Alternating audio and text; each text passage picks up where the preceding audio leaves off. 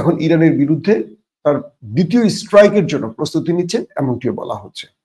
আর গাজা ইস্যুতে খুব বেশি তথ্য আসেনি, যে তথ্য গণমাধ্যমে আসে এগুলো আসলে মূল কথা না।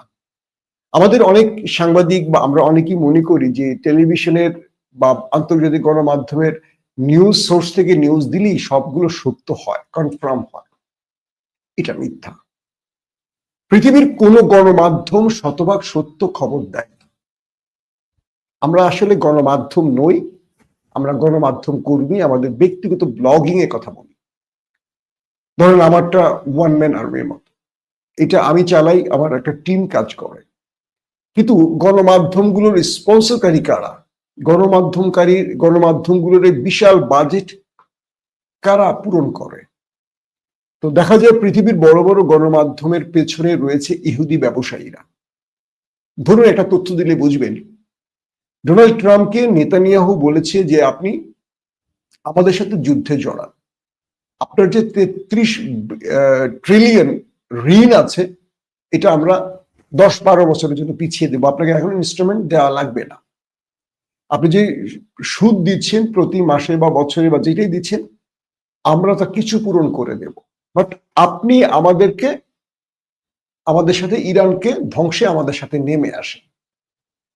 মার্কিন যুক্তরাষ্ট্রকে একটা ক্ষুদ্র দেশ দখল দ্বারা বলছে তাদের কি এই ঋণ সুবিধা তারা দেবে। বুঝতে পারছেন তাদের শক্তিটা কোথায় গিয়ে পৌঁছেছে? তার মানে পৃথিবীর বড় বড় ব্যাংকগুলো এগুলো ইহুদিরা নিয়ন্ত্রণ করে। এবং আমেরিকা বলি, রাশিয়া বলি, এটার যে সবচেয়ে বিগ ফিশ গুলো বা সবচেয়ে বড় ব্যবসায়ী বলি বা নেপথ্যে থাকা অলিগার যাদেরকে বলি, তারা অধিকাংশ ইহুদি। যে কারণে ইরানের সাথে বন্ধুত্ব থাকার পরও রাশিয়া এই লড়াইতে ইরানকে কার্যত কোনো সহযোগিতা করেনি, স্ক্রিনে টেলিভিশনে বড় বড় কথা বলা ছাড়া।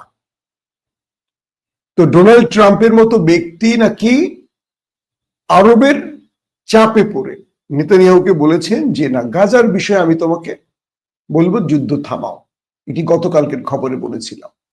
আর ইরানের ক্ষেত্রে তাকে গ্রিন সিগন্যাল দেওয়া হয়েছে। এখন ইরানের এই গ্রিন সিগন্যাল পেয়ে নেতানিয়াহু কি করবেন এটি বলা খুবই মুশকিল, মানে খুবই মুশকিল একটা অবস্থা, যে তিনি আবার ইরানে আক্রমণে যাবেন। এদিকে ইরানের পক্ষ থেকে বলা হয়েছে ইরানের সর্বোচ্চ নেতা আয়াতুল্লাহ আলী খামেনির দিক নির্দেশনা